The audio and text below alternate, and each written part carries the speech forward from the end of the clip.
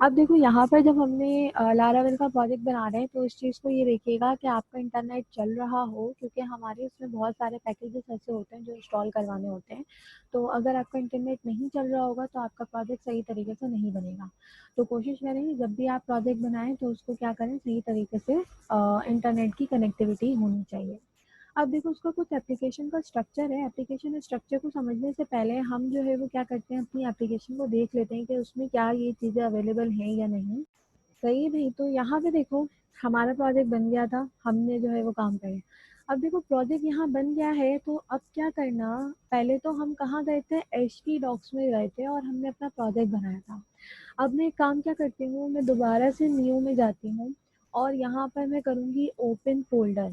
अब इस बार मैं फोल्डर कौन सा ओपन करूँगी, जिसका मैंने प्रोजेक्ट बनाया है, जो कि मेरे पास क्या था, फर्स्ट लारावेल प्रोजेक्ट। और मैंने इसको सिलेक्ट करा। तो यहाँ पर देखो मैंने फर्स्ट लारावेल प्रोजेक्ट जो मैंने अभी प्रोजेक्ट बनाया है वो फोल्डर मैंने सिलेक्ट करा और मैंने क्या करा, इसको सिलेक्ट। तो जैसे ही आप इसको करोगे, सिलेक्ट करोगे, तो ये एक नया विजुअल स्टूडियो खोल के दे देगा, जिसमें आपके पास क्या होगा, आपके प्रोजेक्ट की वो सारी की सारी डायरेक्टरीज मौजूद होंगी। अब देखो यहाँ पर प्रोजेक्ट कौन सा खुला हुआ है, फोल्डर कौन सा खुला हुआ है, फर्स्ट लारावेल प्रोजेक्ट, जो कि मैंने अभी लारावेल का प्रोजेक्ट बनाया। अब इसमें देखो सबसे पहला फ़ोल्डर है क्या है, ऐप। ऐप के अंदर मेरे पास क्या है, मल्टीपल फ़ोल्डर हैं। तो हम यहाँ पे क्या करते हैं कि हम ये करते हैं कि पहले देख लेते हैं कि ये जो ऐप का फ़ोल्डर है इसमें क्या होता है। तो ये क्या कह रहा है कि ऐप के फ़ोल्डर में क्या है, in the application folder and include the entire source code of the project. इसमें क्या होगा, आपकी पूरी एप्लीकेशन का सोर्स कोड मौजूद होगा। अब सोर्स कोड कौन सा सोर्स कोड होगा, जो आपके पास आपके इवेंट्स हैं, आपकी एक्सेप्शंस हैं, आपके मिडिलवेयर डिक्लेरेशन है। मतलब आपको अगर इंपोर्ट वगैरह कराना है, चीज़ों को काम करवाना है, मिडिलवेयर फायरवॉल वाले जो काम है वो सारे आप कहाँ पे करोगे, ऐप के फ़ोल्डर में जाके। तो इसका फ़ोल्डर्स का जो कॉन्सेप्ट है या इसकी जो एप्लीकेशन का जो स्ट्रक्चर है ना, वो मोस्ट इम्पॉर्टेंट काम है लारावेल के ऊपर। अगर आपने इसको नहीं समझा तो आपको लारावेल की एप्लीकेशन के ऊपर काम करना नहीं आएगा। सही है, तो नेक्स्ट हम इसका स्ट्रक्चर देखो। यहाँ पे देखो कि मैं गई ऐप का, मैंने फोल्डर ओपन किया। ऐप के फोल्डर में कंसोल का फोल्डर है और उसमें क्या है, कर्नल डॉट पी की फाइल पहले से बनी बनाई है, इसको हम बाद में देखेंगे। फिर आपके पास है एक्सेप्शन। एक्सेप्शन क्या करता है आपके पास, कि अगर कहीं एरर वगैरह आ रहे हैं तो आपको क्या करना है, उसको हैंडल करना है। तो आप ये नहीं करोगे कि आप उसी फाइल में करना शुरू कर दोगे। आप यहाँ ऐप में जाके, हैंडलर की फाइल मौजूद है बनी बनाई, इसमें पहले से कुछ कोड लिखा हुआ होगा, आप उसको क्या करोगे, उसी तरीके से काम करोगे यहाँ पर लारावेल के अंदर। ठीक है, इसी के बाद एक एच का है। एच के अंदर क्या है, कंट्रोलर है। कंट्रोलर बनाना होगा तो हम कहाँ बनाएंगे, कंट्रोलर को हम यहाँ बनाएंगे। अब देखो किस तरीके से, जैसे कि हमने अभी देखा कि भाई एमवीसी का कॉन्सेप्ट जो है वो लारावेल क्या करता है, सपोर्ट करता है। तो अगर मुझे कंट्रोलर बनाना होगा तो उसके लिए मैं कौन से फ़ोल्डर में जाके काम करूँगी, मैं यहाँ पर ऐप में जाके, एचटीटीपी में जाके, कंट्रोलर्स के फ़ोल्डर में जाके कंट्रोल बनाऊँगी, मतलब अपना कंट्रोलर की फ़ाइल बनाऊँगी। एक हो गया ये काम जो आप लोगों को याद रखना है। इसी के साथ यहाँ पर मिडलवेयर की फाइलें और यूज़र डॉट पी की, तो जैसे जैसे हम आगे बढ़ते जाएंगे तो इन फाइल्स का यूज़ होगा, तो आप लोगों को और ज़्यादा अच्छे तरीके से क्या आ जाएगा, आपको कॉन्सेप्ट समझ में आ जाएगा। तो मैं यहाँ पे क्या करती हूँ, ऐप के फोल्डर को कर देती हूँ बंद। नेक्स्ट क्या है मेरे पास, बूट स्ट्रैप। अब देखो बूट स्ट्रैप आप लोगों को याद है, या आप लोगों का जो कॉन्सेप्ट बना हुआ है बूट स्ट्रैप का क्या है, कि भाई वो रिस्पॉन्सिव करता है, एचटीएमएल की चीज़ें हैं एंड सो ऑन। लेकिन यहाँ लारावेल में बूट स्ट्रैप का कॉन्सेप्ट क्या है, थोड़ा सा डिफरेंट है। क्या डिफरेंट है, यहाँ पर आ जाओ। कह रहा है this folder includes all the application bootstrap script, it contain a sub folder namely cache and so on. ये कह रहा है कि यहाँ जो अब लारावेल के अंदर बूटस्ट्रैप का फोल्डर है, ये वो फोल्डर है जो आपके जो कैशे हैं, आपकी जो फाइल कैशे वगैरह में सेव होगी, वेब एप्लीकेशन में किस तरीके से डाटा आगे पीछे करना है, वो सारी चीज़ें आपके पास कहाँ आएंगी, इस बूटस्ट्रैप के फोल्डर में। सही है, बूटस्ट्रैप के फोल्डर में। अब ये वो बूटस्ट्रैप नहीं है जो हम फ्रेमवर्क पढ़ते में आए, ये लारावेल में क्या है आपका, वो बूटस्ट्रैप फोल्डर जहाँ पर आप अपने कैशे का काम करवाएंगे। सही, कैशे आप लोगों को कॉन्सेप्ट पता होगा। इसी के साथ ये कह रहा है आपको यहाँ ऐप डॉट पी की फाइल भी नजर आएगी। ऐप डॉट पी की फाइल क्या कर रही होती है, आपका जितना भी कैशे का डाटा है वो सारा एसोसिएट करवाने के काम करती है। किस तरीके से, यहाँ पे देखो। मैं यहाँ आई बूटस्ट्रैप के फोल्डर में, और ये देखो कैशे का एक फोल्डर है। कैशे के फोल्डर में आपके पास मल्टीपल फाइल्स मौजूद हैं पैकेजेस की, सर्विसेज की। लेकिन अगर मैं कैशे का फोल्डर बंद करूँ तो यहाँ ऐप डॉट पी की फाइल है, और ऐप डॉट पी की फाइल में आपके पास क्या है, कुछ कोड्स पहले से लिखा हुआ है। ये जो मैं आपसे बात कह रही थी कि आप जब भी लारावेल का प्रोजेक्ट बनाओगे आपका इंटरनेट होना चाहिए, तो यही इंटरनेट की वजह से ये हमारे बिल्ट इन पैकेजेस बना के, बिल्ट इन फाइल्स कुछ लेकर हमारा सैम्पल काम ला के दे देता है।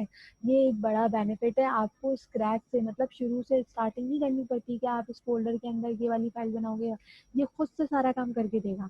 सिर्फ आप क्या करोगे, अपना मॉडल व्यू कंट्रोलर के ऊपर कॉन्सेप्ट अपना वहां पर रखोगे।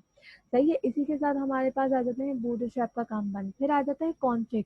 कॉन्फ़िग के फोल्डर में आपके पास ना मल्टीपल फाइल है। कॉन्फ़िग के फ़ोल्डर में क्या होगा आपके पास, कॉन्फ़िगरेशन। कॉन्फ़िगरेशन से मुराद आपको डेटाबेस से कॉन्फ़िगरेशन करानी है। आपके पास यहाँ देखो डेटाबेस डॉट पीएचपी की फाइल मौजूद है। आपको हैशिंग करानी है, मतलब हैशिंग से मुराद आपको अपनी कोडिंग में चेंजेस करानी है जो आपका पासवर्ड प्रोटेक्ट करे, तो आपके पास यहाँ हैशिंग की फाइल है। लॉगिन वगैरह कराना है तो लॉगिन की फाइल यहाँ मौजूद है। मेल करवानी है, जैसे कि आप लोग मेल वाला काम करते आए हो पीएचपी में कि भाई मेल सेंड हो जाए, तो वो काम कहाँ होगा, मेलिंग। तो जितना भी कॉन्फ़िगरेशन का काम है वो सारा का सारा आप कहाँ करवाओगे, इस कॉन्फ़िग की फाइल में। और जब हम डेटाबेस का काम करवाते हैं तो हम यहाँ पर डेटाबेस का काम कोई खुद से नई फाइल नहीं बनाते। यहाँ पर डेटाबेस डॉट पीएचपी के नाम की फाइल मौजूद है जो कि वो हमें क्या देती है, डेटाबेस का कनेक्शन देती है। अब देखो किस तरीके से डेटाबेस का कनेक्शन देगी, हम इसको देखेंगे। यहाँ पर देखो एक लाइन लिखी हुई है कि डेटाबेस का कनेक्शन है डीबी कनेक्शन, और डेटाबेस कौन सा यूज करेंगे हम, माई सीक्वल। तो अगर आप लोगों ने पीएचपी को पढ़ा है तो माई सीक्वल आप लोगों को आइडिया होगा कि डेटाबेस कैसे करते हैं। अब देखो इससे पहले ना डॉट ई लिखा हुआ है, मतलब डॉट ई में नहीं कहूँगी, खाली ई लिखा है, और ई के अंदर मेरे पास एक पैरामीटर जा रहा है डीबी कनेक्शन का और एक जा रहा है माई सीक्वल का। अब अगर मैं डेटाबेस का कनेक्शन नहीं दूंगी तो मैं कनेक्शन दूंगी कहाँ। सही है। यहाँ तो मुझे बता दिया मैंने डीबी कनेक्शन, यहाँ चेंज नहीं करेंगे। हम चेंज कहाँ करेंगे, हमारे पास एक फाइल है, आगे जाके हम देखते हैं अभी। तो मैं फिर उसको वहां बताऊंगी कि डेटाबेस का कनेक्शन हम कहाँ देंगे। अब जो काम हम मैनुअल खुद से करते थे पीएचपी में, वो काम वो मुझे क्या कर रहा है, यहाँ पर सारी चीजें बनी बनाई लाके दे रहा है। मैं इसमें कोई काम खुद से नहीं करूंगी, स्क्रैच से कोई फाइल नहीं बनाऊंगी। सिर्फ और सिर्फ कौन सी फाइल्स बनेंगी, आपकी व्यू की, आपके मॉडल की और आपके कंट्रोलर की, एंड दैट्स इट। इसी के साथ फिर हम आ जाते हैं डेटाबेस में। तो डेटाबेस में हमारे पास देखो 3 फ़ोल्डर्स हैं, और डेटाबेस में क्या कहता है कि हम इसको थोड़ा-सा यहाँ पर देख लेते हैं, उसके बाद क्या कह रहा है डेटाबेस में, as the name suggest the directory include various parameters for database functionalities. It include 3 sub directory as given below. कौन कौन सी डायरेक्टरी मुझे मिली, सीट की, माइग्रेशन की, और क्या है, फैक्ट्रीज। अब ये क्या है हमारे पास, सीट क्या है आपके पास, उसमें क्लासेस होंगी। कौन सी क्लासेस होंगी, जो आपके डेटाबेस की यूनिट टेस्टिंग करेंगी। इसी के साथ माइग्रेशन क्या होता है, माइग्रेशन ये होता है कि आप उस माइग्रेशन में कुछ क्यूरीज लिखी जाती हैं डेटाबेस से रिलेटेड। मतलब आप क्या कहते हो कि भाई मुझे टेबल क्रिएट करना है, मुझे इतने कॉलम्स चाहिए, मुझे अपना टेबल अपडेट कराना है, तो वो आप सारा काम कहाँ करोगे, माइग्रेशन में जाके करोगे। इसी के साथ क्या है हमारे पास, फैक्ट्रीज में क्या कहता है कि generate large number of data records, के आपके जितने भी large number of data record जो है वो क्या कर रहा होगा, जनरेट करके लेकर आ रहा होगा यहाँ पर। तो हम अगर यहाँ पे देखें अपने प्रोजेक्ट में, तो यहाँ पर वही 3 फ़ोल्डर्स मेरे पास मौजूद हैं। और ये देखो मेरे पास फैक्ट्रीज के अंदर पहले से बनी बनाई फाइल मौजूद है, माइग्रेशन के अंदर पहले से बनी बनाई फाइल्स मौजूद है, एंड देन सीट के अंदर भी क्या है, मेरे पास बनी बनाई फाइल्स मौजूद है। मतलब मुझे जीरो से लेके काम करना नहीं पड़ेगा। फिर हम आ जाते हैं पब्लिक की तरफ। पब्लिक में क्या होगा, इसको देख लेते हैं। पब्लिक क्या कहता है कि public is a root folder which helps initializing a Laravel project. It include the following files and folders, के इस वाले उसमें आपके पास क्या है, कुछ फाइल्स एंड फोल्डर्स हैं। सबसे पहला क्या है कि हम यहाँ पे देख लेते हैं, क्या कह रहा है कि भाई पब्लिक में मैं गई तो मेरे पास कुछ फाइल्स और पहले से क्या मौजूद है, मेरे पास चीज़ें मौजूद हैं। जो कहता है एच टी एक्सेस की एक क्या है, आपके पास सेटिंग फाइल है, आपके पास एक index dot P H P की फाइल मौजूद है। तो ये आपके पास क्या है, इसमें जाओगे तो आपके पास ये भी बिल्टन पहले से चीज़ें, ये index dot P H P ज़रूर है, लेकिन इसमें वो पी एच पी वाला कोड आपको कहीं पर भी, मतलब पी एच पी वाला कोड से मुराद कि आपको वो पीएचपी के जो है ना चीज़ें नज़र नहीं आएंगी। इसमें हम दूसरा काम कर रहे होते हैं। कौन सा काम करते हैं, अब यहाँ पे देखो कह रहा है कि ये जो एच टी एक्सेस की फाइल है ये क्या करेगा, आपकी सर्वर की कॉन्फ़िगरेशन करेगा। सर्वर कॉन्फ़िगरेशन से मुराद मैंने अभी बताया कि लारावेल में हम जब काम करेंगे तो हमारे पास जैम सर्वर में अपाचे और माई सीक्वल रन होना चाहिए। क्यों रन होना चाहिए, क्योंकि जब हम पीएचपी के ऊपर काम कर रहे हैं तो जब हम पीएचपी में ये दो चीज़ें रन करके रखते थे अपने सर्वर के ऊपर, तो हमें अभी भी ये काम क्या है, रन करके रखना पड़ेगा। अगर आपका सर्वर रन नहीं होगा तो आपका प्रोजेक्ट नहीं चलेगा। इसी के साथ हमारे पास जावास्क्रिप्ट की फाइल्स आ जाती हैं जो हमारे एसेट में होती हैं, और इंडेक्स की फाइल क्या है, इनिशियलाइज करती है आपकी वेब एप्लीकेशन को। नेक्स्ट आ जाते हैं हमारे पास फोल्डर कौन सा है, मैं इस फोल्डर को बंद कर देती हूँ। हमारे पास आ जाता है सबसे मोस्ट इम्पॉर्टेंट फोल्डर जो क्या है मेरे पास, रिसोर्सेज। अब देखो यहाँ पर आके आपका काम है, आपने ही कहा कि मेरी जो जावास्क्रिप्ट की फाइल्स हैं, अगर आप लोगों ने प्रोजेक्ट बनाए हो तो आप लोग क्या करते हो, सीएसएस का एक फोल्डर अलग बनाते हो, सही है, जावास्क्रिप्ट का एक फोल्डर अलग अलग बनाते हो, इमेजेस का फोल्डर अलग बनाते हो, और व्यूज का फोल्डर अलग बनाते हो। तो ये रिसोर्सेज वाला फोल्डर वही काम कर रहा है। आपको अगर जावास्क्रिप्ट की फाइल चाहिए ना तो आप वहाँ पे जावास्क्रिप्ट की फाइल यहाँ जाके सेव करोगे इस फोल्डर में। अगर आपको लैंग्वेजेस चेंज करानी है, मतलब लैंग्वेजेस से मुराद आपको पेजिनेशन में पासवर्ड की वैलिडेशन वगैरह का काम कराना है, तो आप यहाँ पे इस वाले फोल्डर में करोगे। इसी के साथ यहाँ पर सीएसएस का काम होता है, सही है, सीएसएस यहाँ पे इस तरीके से कॉल होती है। और ये आ गया मोस्ट इम्पॉर्टेंट काम जो कि है व्यूज। व्यूज में देखो मेरे पास एक व्यू पहले से मौजूद है, और अगर मैं इसको यहाँ पे खोलूँ और इसकी एक्सटेंशन को अगर गौर से देखो तो यहाँ पे क्या लिखा है, वेलकम। वेलकम क्या है, इसका नाम, पेज का नाम, और उसके आगे आपने एक्सटेंशन देखी होगी डॉट ब्लेड डॉट पीएचपी। अब सवाल ये है यहाँ पर, अगर पहले तो इसकी व्यू को देखो तो यहाँ पर देखो क्या है, HTML आ गया, HTML आ गया, हेड आ गया, या आपके पास फॉन्ट ऑसम की चीज़ें आ गई, या आपके पास एक पेज पहले से सैम्पल पेज बना हुआ है, ये देखो ये सारी CSS लगी हुई है। इसी के साथ अभी इसको थोड़ा सा इग्नोर करना, ये हम पढ़ेंगे इंशाल्लाह नेक्स्ट में। इसके बाद देखो ये कंटेनर बना हुआ है, इसमें क्या लिखा हुआ है, लारावेल है, आपके पास ये हाइपरलिंक्स लगी हुई हैं, ये एक पेज बना बनाया है। और देखो इस पेज जो बना बनाया है इसका नाम क्या है, वेलकम। लेकिन देखो वेलकम के साथ ना इसने डॉट ब्लेड डॉट पीएचपी लगाया। अब ये देखो डॉट ब्लेड डॉट पीएचपी क्या है, इसका सवाल आपके पास आता है।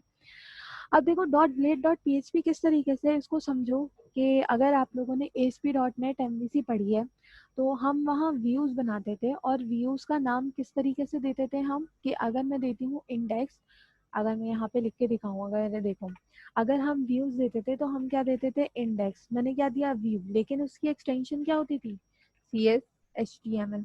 सही है, याद होगा आप लोगों को।